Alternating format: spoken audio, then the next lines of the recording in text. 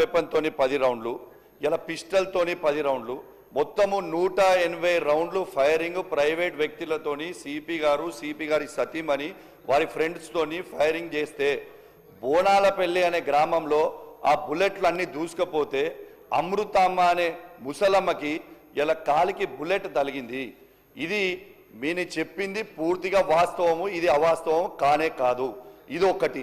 రెండోది, ఇలా 337 మంది హోంగార్డులని కరీంనగర్ జిల్లాలో ఉన్న హోంగార్డులని సిరిసిల్లాకి జగిత్యాలకి ట్రాన్స్ఫర్ చేసిర్రు.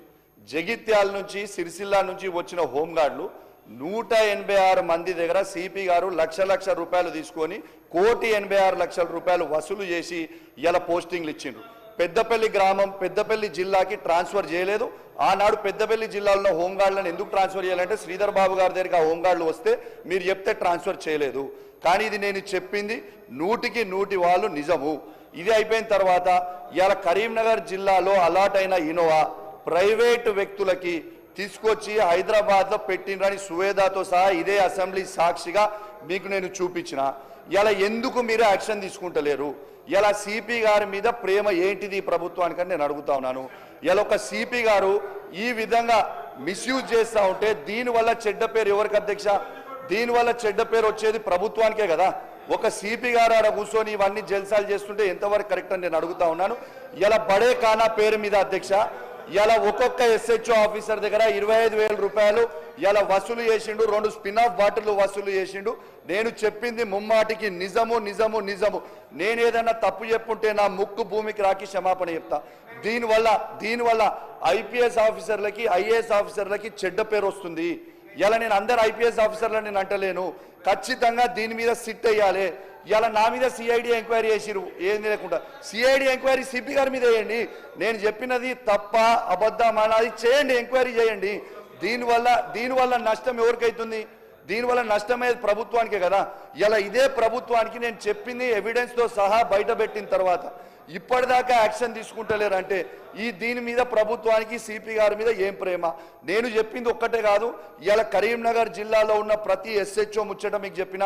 ఇలా కరీంనగర్ జిల్లాలో ఉన్న ప్రతి కానిస్టేబుల్, ఎస్ఐ, సిఐ, హోంగార్డులు, హెడ్ కానిస్టేబుల్ల ముచ్చట వాళ్ళ పక్షాన మీ దృష్టికి నేను తీసుకొని వస్తున్నా అధ్యక్ష.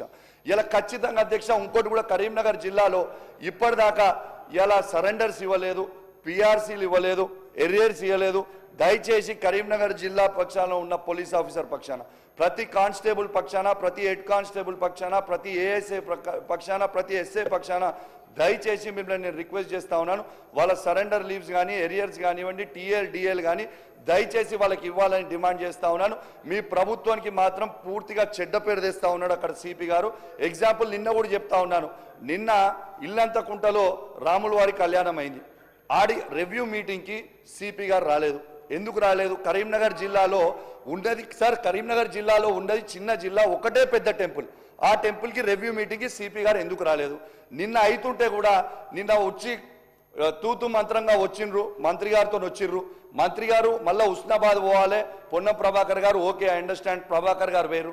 మంత్రి గారు పోగానే 5 నిమిషాలు అక్కడ దాదాపు 50,000 మంది ఉంటారు. 50,000 మంది దాకా కళ్యాణానికి వచ్చినప్పుడు సిపి గారు లేచి మంత్రి గారు వెళ్ళిపోగానే మంత్రి గారు పోయిన 5 మినిట్స్గానే పోయాడు. మంత్రి గారిది తప్పు పడతలే నేను. గౌరవ మంత్రి గారు అక్కడ హుస్నాబాద్కి పోవాలి, వారి దగ్గరికి పోవాలి, వచ్చిపోయారు, బట్టలు ఇచ్చిపోయారు. కానీ ఈ సిపి గారికి మీద ఏం ప్రేమ అనేది మీరే ఆలోచన చేయండి. దీనివల్ల ప్రభుత్వం పూర్తిగా చెడ్డ పేరు వస్తుంది ప్రభుత్వానికి. మొత్తం పోలీస్ డిపార్ట్మెంట్ మొత్తం కూడా చెడ్డ పేరు తెస్తా ఉందని చెప్పి సందర్భంగా తెలియజేస్తూ ఖచ్చితంగా సిపి గారి మీద యాక్షన్ తీసుకుంటారని నేను కోరుతా ఉన్నాను. గౌరవ జిల్లా మంత్రి గారే రిప్లై ఇస్తా ఉన్నారు. పొన్నం ప్రభాకర్ గారు, శ్రీధర్ బాబు గారు, లక్ష్మణ్ గారు దయచేసి ఇది మీరు చూసుకోవాలని విజ్ఞప్తి చేస్తూ సెలవు తీసుకుంటున్నాను. Thank you very much.